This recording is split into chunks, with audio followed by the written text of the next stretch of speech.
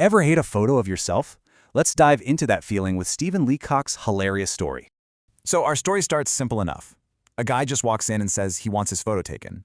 He calls himself this drooping man in a gray suit. You can already feel the awkwardness, right? And then there's the photographer, who's less of an artist and more of a, well, scientist. The photographer takes one look and, get this, just says the face is quite wrong. Things get weird fast. The photographer literally grabs his head and starts twisting it around.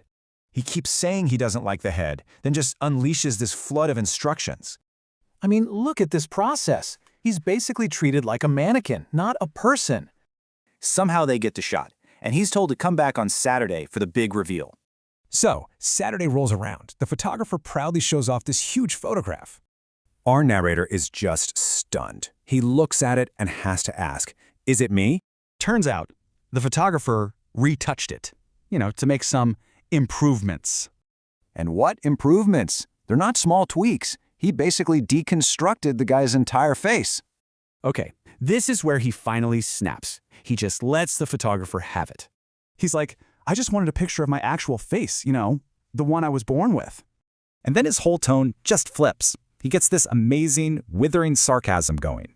He just starts mocking him, telling him to keep going with all his weird chemical processes.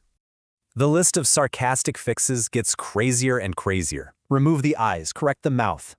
In his final instruction, after you've done all that, you can just keep it for yourself. To him, this so-called masterpiece is nothing more than a worthless bauble. Then, after all that incredible rage, he just bursts into tears and leaves. What an ending.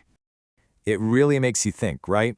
In this search for the perfect image, what do we actually lose?